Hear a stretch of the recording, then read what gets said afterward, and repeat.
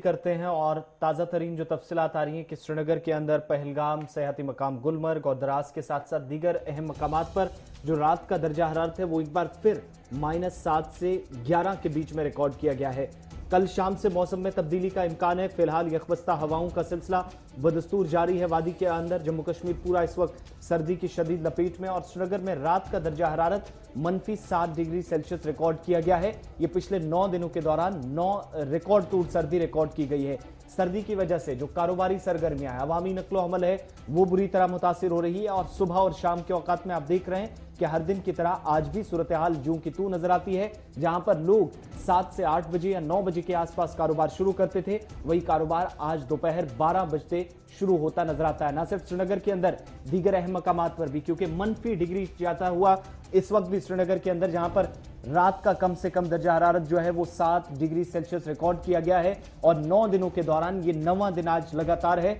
जहां पर 6 से 8.4 तक पिछले 25-30 सालों के रिकॉर्ड जो टूटे हैं, 6 डिग्री से लेकर 8.5 तक श्रीनगर के अंदर गए हैं। ये पिछले 9 दिनों की पूरी सूरत हाल बता रहे हैं। और अगर ओवरऑल देखेंगे 10 दिनों के अंदर वादी के अंदर तो 13 डिग्री सेल्सियस माइनस में रिकॉर्ड किया गया है जनूबी अजला के अंदर। ये पिछले 10 दिनों के अंदर इस तरह की सूरत हाल रही है और इस वक्त भी तमाम वो इलाके जो सयाहती मकामात हैं, आबी ज़खायर मुंजमद होना कोई नई बात नहीं है। माइनस टेम्परेचर की वजह से कारोबार, आम जिंदगी, नकलो हरकत बुरी तरह मुतासिर हो रही है और यहां तक कि कल खबरें यह भी आई कि सयाहती मकामात पहलगाम और गुलमर्ग जाने वाले लोगों को उस वक्त मुश्किलात से दो चार होना पड़ा जब यहां पर क्योंकि चेन का इस्तेमाल करके गाड़ियों को इन शाहराहों पर दौड़ाया जा रहा है, तो फिसलन की वजह से कई हादसात में लोग कल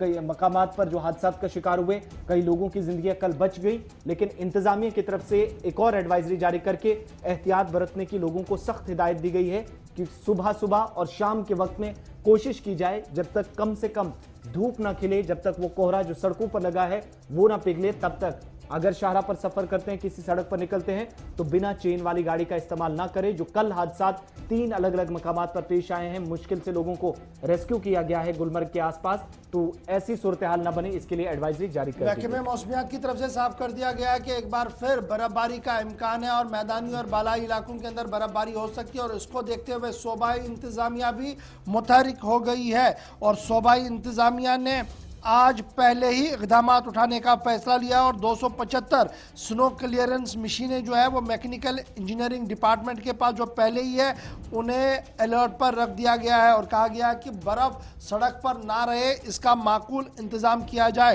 रात को भी अगर स्नो क्लियरेंस करनी पड़े तो रात को भी की जाए। डिविजनल कमिश्नर की सदारत में कल आला सतही मीटिंग हुई है जिसमें हतमी फैसला जो है वो इस हवाले से लिया गया कि अगर मौसमियात महकमे की पेशन गोई सही साबित होती है, एक बार फिर बर्फबारी होती है तो आम लोगों को मुश्किल का सामना ना करना पड़े। मैकेनिकल, इरिगेशन और Srinagar municipal corporation joint mechanism के तहत हंगामी बुनियादों पर काम करे। लेकिन